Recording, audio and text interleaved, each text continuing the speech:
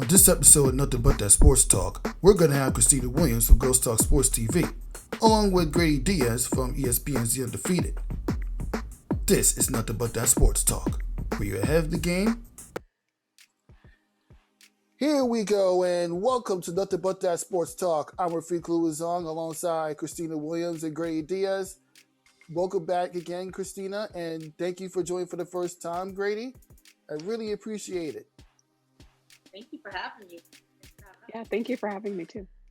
Yeah. So we got a lot to talk about on this show. But before that, let's just get to know Greydy's career in the sports media field as to why you got into it. Yeah, so I actually started my career on the business side of sports. My first job was actually at ESPN on the business side, and I realized after probably about 3.5 years that I didn't enjoy it. So while I was there, I was actually started writing on the side for ESPN, and I decided to take, a leap of faith and bet on myself and start freelancing, which is what I do a lot of right now. And since then I've been published on a bunch of different platforms like ESPN, FIBA, SB Nation. So I'm just chugging away, grinding right now. So how many years have you been doing it? Probably 2 years. So I still feel like a newbie. I'm still like figuring things out. I'm still, learning a lot about the industry. But it's been a good time.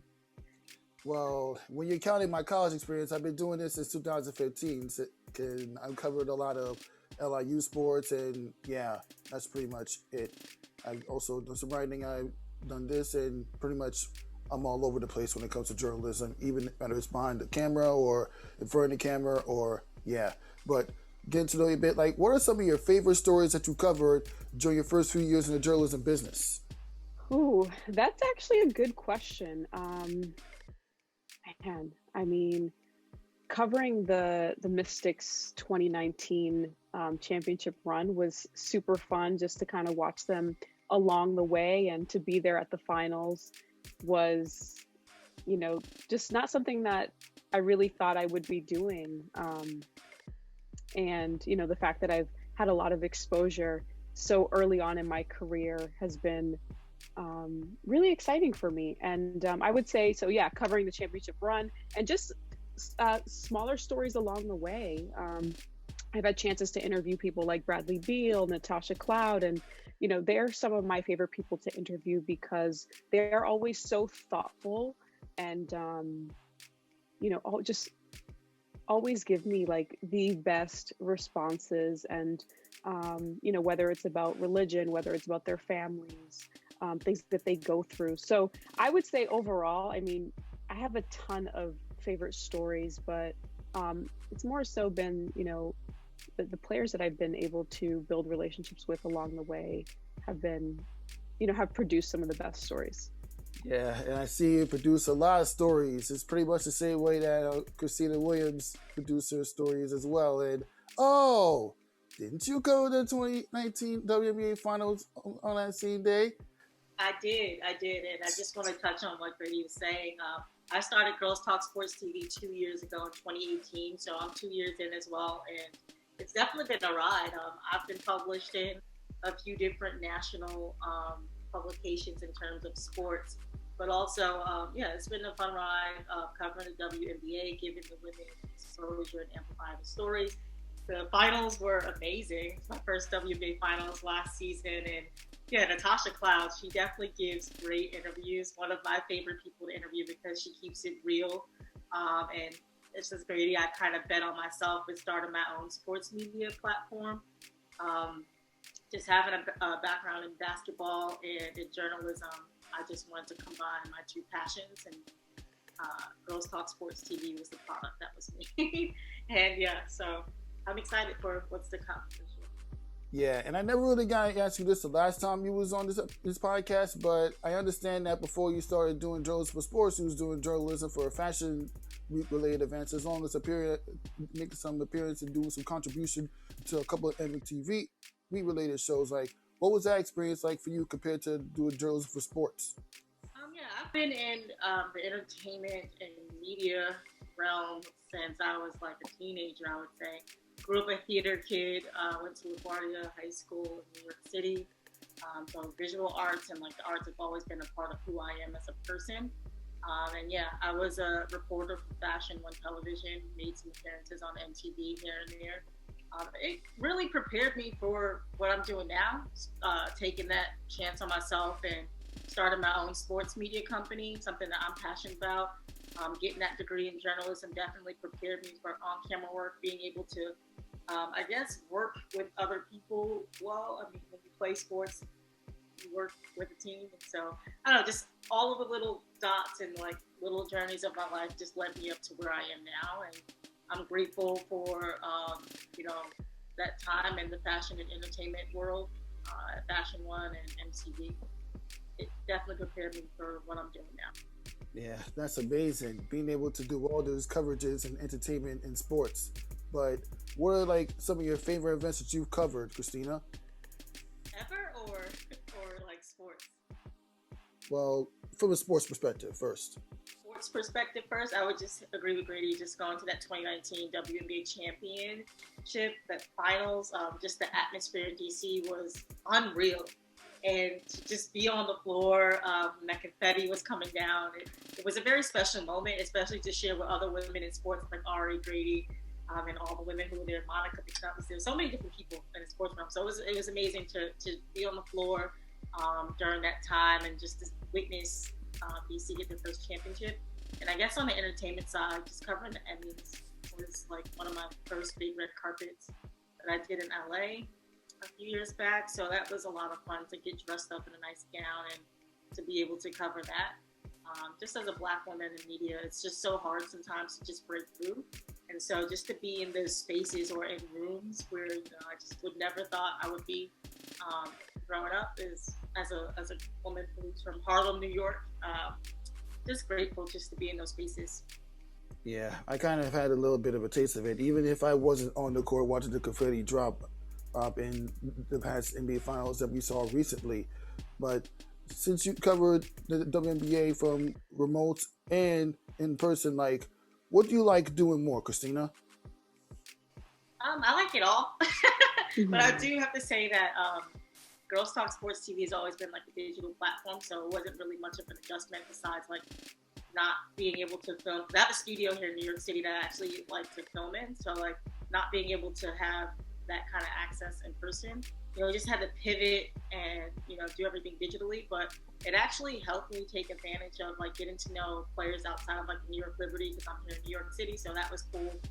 Just to get to know different people within different organizations and build those relationships, because to be a success in this business is all about building relationships. And so like being on those Zoom calls every day definitely helped me solidify, I guess, my name in the women's sports media. But I love every single part of it. Just having that access and to be able to produce content in that way. It was definitely special, something I enjoyed. Yeah, but that's amazing. Grady, what are your impressions about the way the WNBA was covered during the Wubble season last season? What was your question? Sorry. What were your impressions about the way the WNBA coverage was last season when it was being done remote while the teams are playing inside the bubble? So I thought, the media took advantage of what they had, with doing interviews remotely. And I feel like there was a lot of buzz around the WNBA this summer. It was actually, although it was in a bubble, I felt like it was a very special season and a very successful season. More than ever, I saw a lot of written pieces on the W. I saw a lot of digital pieces. And I just feel like every single year we're seeing this increase in coverage. And I think, it goes to show that, these women are exceptional and they're great at what they do when they have stories, on the court and off the court. And that's the one thing that I hope that we can continue to kind of focus on is what are those stories off the court, because they are multifaceted people, just like NBA players are multifaceted, and we cover their ventures, we cover their books, we cover anything that they do off the court. I really hope that we continue to try to find outlets and ways to do that for the women. Yeah. Just touch on what Grady said. I absolutely agree. And that's something that I was hoping to do with Girls Talk Sports TV, is to continue the stories, because you usually see, like, after the season is over, you don't hear anything about the WNBA. And, you know, one thing that stood out to me this season was when Candace Parker kind of ended, and Diana Taurasi, their last game press conference, I guess, they thanked the media and kind of like challenged us to continue telling their stories beyond like the season. And especially this year's an election year, and the WNBA has been in the forefront of that issue and social justice. And so I think that although it's really challenging to try to continue the stories, that we have to, it's like our job as media to keep that momentum going, as Greydy was saying. Yeah, and not to mention the fact that you got to interview, when I got to interview or watch all the press conferences from the New York Liberty, the Aces, the Sun, and the Seattle Storm, I feel like what stood out to me the most was obviously the response Amanda Zawi B gave to Jackie Powell when she wanted to ask a basketball-related question, and all of a sudden she didn't really want to give the answer to that because she's going through some family issues outside of basketball. Like, and you were a witness of it. You even reposted it. Like, what went through your mind seeing that? Me or Greydy? You, Khristina. Oh, I didn't know I reposted that. But I mean, as Greydy was saying, these women, there's just many layers to them on and off the court. And yeah, you can talk about the stats and scores, but I feel like, you know, the way to get more people interested in the game is to kind of humanize them and to, you know, share those pieces of content or tell those stories beyond the court, because that's how you know, humanize the players and create some sense of normalcy, to get people to want to tune in beyond the season, 365 days a year. And you do that by just showing the layers of what they're going through and asking questions in press conferences that is like beyond like winning and losing. That's one thing that was kind of challenging this season as well. Doing the Zooms every day, I felt like to a certain extent, some of the questions became repetitive. And so like me going into those press conferences, I try to kind of like ask questions that I thought that the fans would like to hear, things that had probably nothing to do with the basketball game. You know, WNBA Twitter is an entire culture. I'm like just taking that approach to it and changing my approach and questions just to get different answers out of the players. Yeah, speaking of WNBA Twitter, how do you felt about your appearance in WNBA Twitter Live last year? Oh. Yeah. Just shout out to China Robinson and Monica McNutt, who invited me onto that broadcast. I'm very grateful to have been a part of that. And it just goes to show you like how amazing the WNBA community is, especially in the media. We all look out for one another, and we all try to really just amplify each other in any way possible. So if it's just inviting someone like me onto a broadcast, you know, it helps because I'm a Black woman with her own media platform. You know, I don't have a big sponsorship yet from like a corporation, and so just having that respect of someone who's like one of the greatest in my opinion, with China Robinson on the mic, and someone that I look up to, meant a lot to me. Yeah, but if anything, Monica is also great on the mic. I mean, have you ever had a chance to check out MSG AM with Chasm? Huh? She's killing it on the ACC network and MSG, by the way. Yeah, I know. I've actually had a chance to interview her like literally a year ago around this time. She's amazing. But yeah, now we can get to some. Well, before we get to some college basketball talk, I want to ask a question like how you two got to meet each other and build a connection towards where you are right now. Just through other women in sports. I believe that we met through Ari Chambers. And Ari, she runs the Highlight Her page.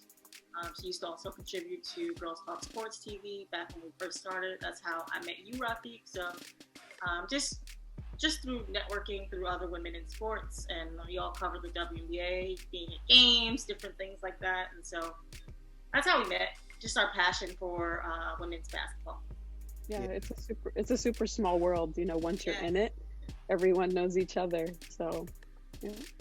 Yeah, it's a small world, especially at all the events I've covered during the summer of 2019 or attended in 2019. And ever since I've interviewed Khristina, we see each other in so many sporting outlets, so many events, like watching Vic interviewed Julius Randle, watching the Allen Iverson meet and greets. That's basically a Q&A more than a meet and greets.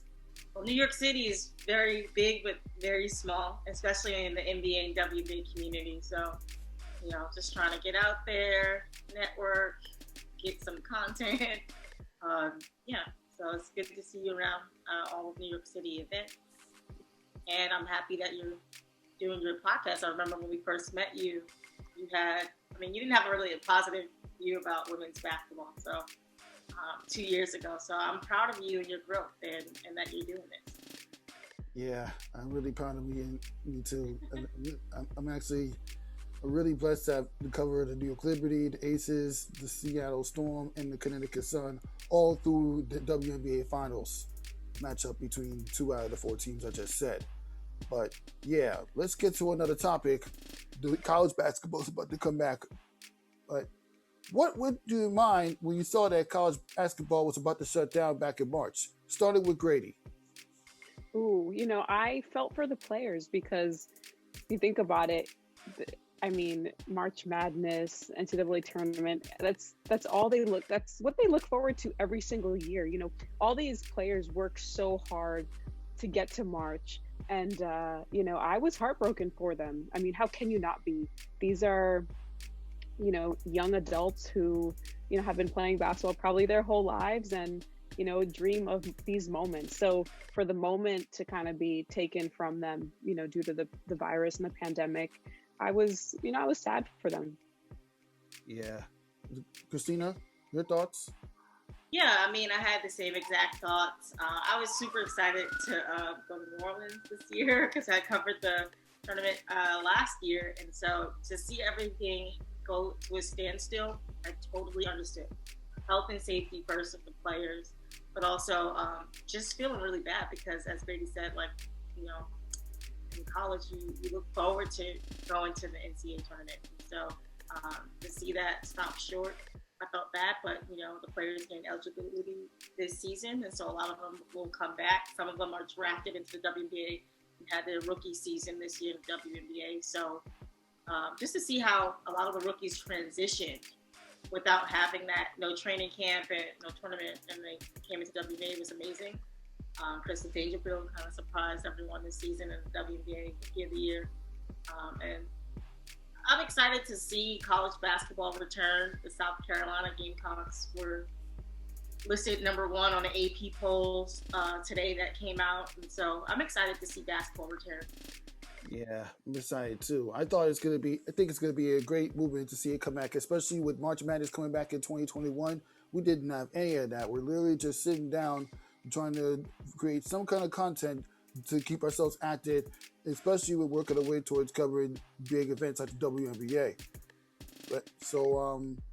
Yeah, another question. We'll start up with you, Khristina. I remember you once played basketball, like going into every opening day of every basketball season that you've ever played. Like, what was always the mindset that you have, and what advice do you have to the college basketball players for the men and women's side this season coming up? Great to play basketball too. Mindset.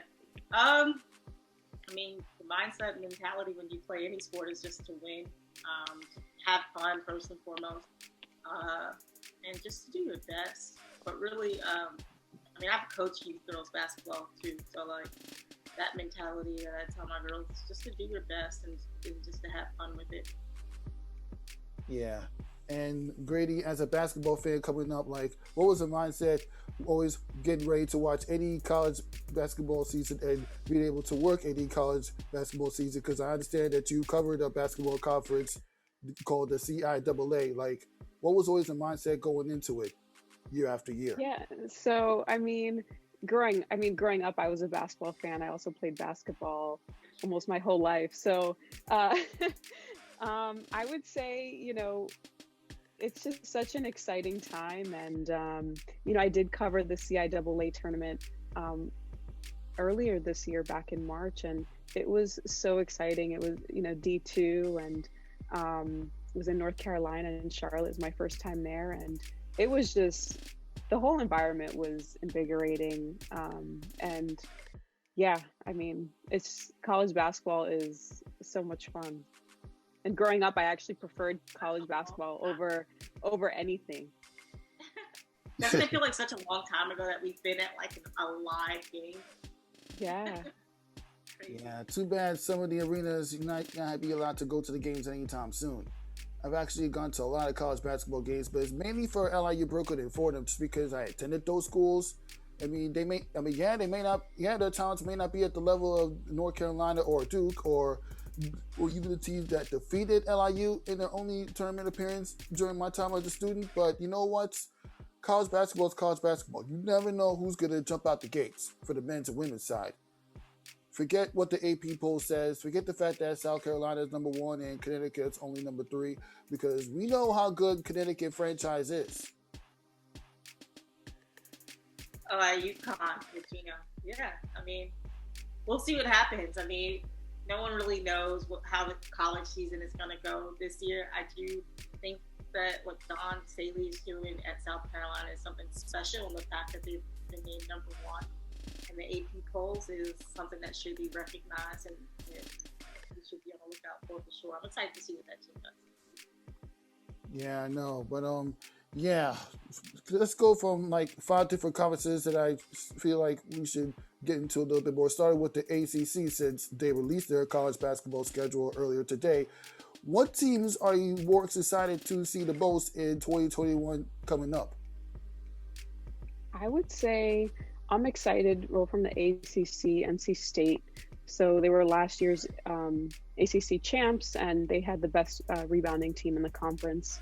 And they're actually returning 4 starters. So I'm super excited to see them, kind of take that leap and pursue a national title. Also, Louisville, they have Haley Van Lith, who I am super excited to see suit up. I loved watching her in high school. So I'm just looking forward to watching a lot of, especially these incoming freshmen who I feel like we've had a lot of time to see throughout their high school careers kind of just excel at the next level. Yeah. Khristina? Just piggyback on firm, excited to see Louisville, how that pans out for them this fall. But I'm just excited to see basketball in general.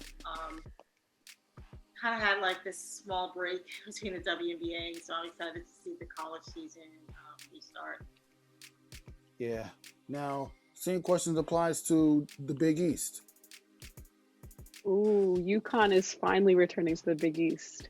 So I'm super. So that's going to be pretty interesting. Yeah. And there's high expectations for Paige as well. So very, very high. So we shall see. I mean, I think that this season is going to be something special. First and foremost, how our team's going to adjust to returning seniors from last year, just to see how they readjust with that and the scheduling, how they're going to handle COVID, because we're still very much in a pandemic. But yeah, Big East is. Yeah. Now, let's take a deeper dive into Big 12. So, I mean, Baylor is, always a huge team. Melissa Smith, leading scorer, defensive player of the year in Dee Richards. So I'm excited to see Dee. What was that?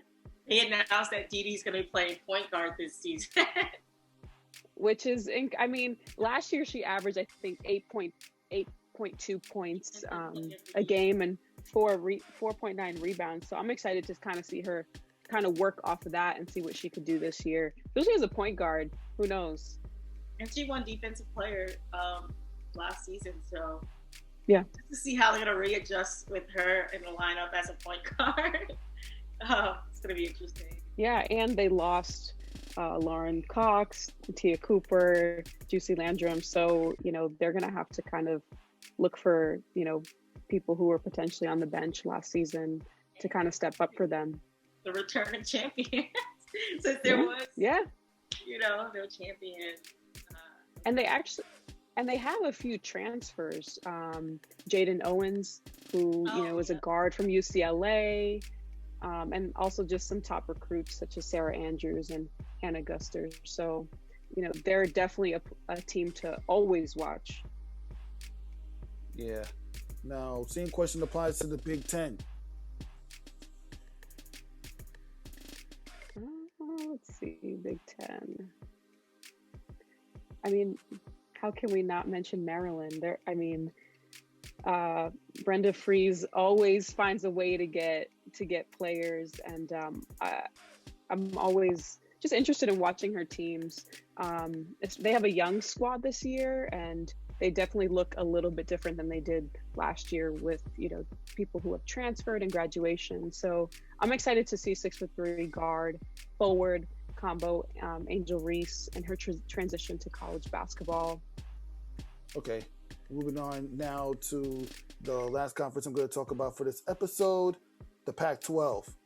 But before we get to that, do you still think Oregon's going to be a problem for the Pac-12 post Sabrina Ionescu getting drafted to the WNBA? I think so. I mean, they're actually they also don't have Sabally and Ruthie from last year. So they're returning some good players, and they've also added transfers. So I think they definitely can make an impact coming into this season, but they did experience some great losses. Yeah, I think with any of the conferences, it's just a matter of seeing how everyone is just going to readjust to the roster shakeups. You have UConn going back to the Big East, so just seeing how everyone adjusts this season is going to be interesting. And if you can look at the SEC and all that, seeing how they lost Ty Harris, and just how are these teams going to readjust this season? On top of dealing with the COVID pandemic, basketball is a mental game just as much as a physical game. So just seeing how these college students, right, these student athletes are going to deal with all of that. There's been a lot of different changes with the NCAA in general. Now you can use your name and likeness, just different things this season. As media members, that we can tell the stories of going into this new season. So many different storylines, right? So, yeah, I'm excited just to have basketball back. Yeah, and I'm also actually looking forward to Stanford. They're always a team to watch, but they absolutely have depth. They have Kiana Williams, who's one of the best point guards in the country, so I can't wait to see her get busy again on the front court. And they have Fran Believy, who, just a week ago, we saw a video of her dunking in practice, and what I thought was crazy was nobody flinched. It was as if she does it all the time. Like, there was no reaction from her teammates, which... She did put in a game, though. She did that what? Yeah. Yeah, no, it's definitely not the first time she's ever dunked, but just to kind of see her back at it again was just like, oh my gosh, everybody was posting that dunk. And, in her freshman season, she averaged 6.6 points a game and 4.5 rebounds. So again, she's another player who I'm looking at going into her sophomore year to kind of just, tap into the next level. And then Cameron Brink, who is a freshman, she's 6'4", and her wingspan is crazy. So it's going to be awesome to see her on both ends of the court. So Stanford's always, they're always a team to sleep on. Don't ever doubt Tara Vanderveer, Coach Tara Vanderveer, and what she could do. And it's also, interesting to see how much the game has evolved in terms of athleticism and skill. How these players are now dunking in transition, just like it's so effortless, right? And just seeing how the women's game is changing, all the new coaching changes in college basketball, Kara Lawson, Duke, and just different things that's happening. Notre Dame as a new coach as well. So just seeing all the different changes in coaching and rosters is super exciting. Okay, now on to another topic. Well, you got to mention the SEC. Which team and player do you think is going to bust out this season coming up? Ooh, so SEC, I think of automatically South Carolina. Oh, wait, what? No, I'm agreeing with you. Like South Carolina. South Carolina, absolutely. And I'm thinking of Aaliyah Boston. She's the reigning National Freshman of the Year. She's 6'5", and she averaged 12.5 points as a freshman and 9.4 rebounds per game.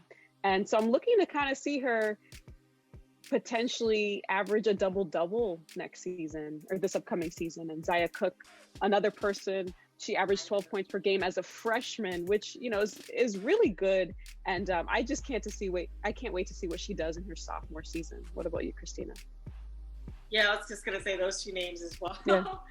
Yeah. You can't mention the SEC without saying South Carolina. Just to see how they're gonna keep that momentum going from last season. I know there was like a lot of kind of talk about whether they deserve to be the number one team, whatever, last season, and Don Staley and the Oregon thing. But I'm just excited to see how these players have what they work on the off season and how their game will evolve going into this season. I'm super excited to see their game play. Yeah, but that's very nice. I can't wait for college basketball to come. Let's try to keep it quick since I'm running a little short on time. Quick thoughts on the NBA's confirming a 72-game season with the dates of free agency and the NBA draft. Ooh, so I'm super excited for the NBA to come back. I didn't anticipate it coming back so soon, so I thought we were going to have no basketball for a minute. But, I understand the NBA is a business, but, for the season not to be held in a bubble during a time where COVID cases are surging, and it isn't even winter yet, is a bit alarming for me. So I'm sure players are worried about their safety, as the NBA is also probably worried about the safety. But I also thought about the players not having much time in between the off season and how it might impact or affect their bodies. I feel like we saw a ton of injuries early on in the bubble, and but we've also seen a lot of players putting in work during this short off season. So I believe they're going to be ready. And just going from 82 games to 72, could lead to better basketball and healthier players. So, on the flip side of what I just said. So I guess it's one of those things that we're just going to have to see, because this is an unprecedented situation. And, again, I'm excited for basketball to be back in general. Yeah, Khristina, quick thoughts? Just to touch on what she said, I mean, the WNBA players, they play all year. So now the NBA players kind of get a taste of what the women have been doing all along. A lot of the women are overseas right now and had to report directly after the season ended. And so just to see how the NBA is going to pan out a shortened season this year is going to be interesting. I also received a survey in my email box the other day from the NBA about my thoughts on what they might do if they add fans into the element of the arenas. And so I think the NBA is still trying to figure out if they want to bring fans back. I know the NFL, they have fans present at games, so it wouldn't be a bubble situation going into this new season, I guess, for 2021. And so just to see how that pans out, because we saw that the NBA had a very successful season this year at Disney World in Florida. So just to see how that will pan out in terms of travel, incorporating fans physically in arenas, how that's going to work out. I'm all about player safety and health first above all. Like, I understand that, like she said, the NBA is a business, so basketball needs to continue. But I just want to see how they're going to navigate with adding fans and travel. Yeah. Unfortunately, we're going to have to wrap up this episode. I'm sorry we couldn't get a little bit more depth on it. We'll save that for another episode. Thank you for stopping by once again, Khristina Williams, and thank you, Greydy Diaz, for stopping by for the first time. I hope this is not the last. And to all the big balls out there, get your head in the game and stay safe. Thank you for having us. Thank you for having us, Rafique. Mm-hmm.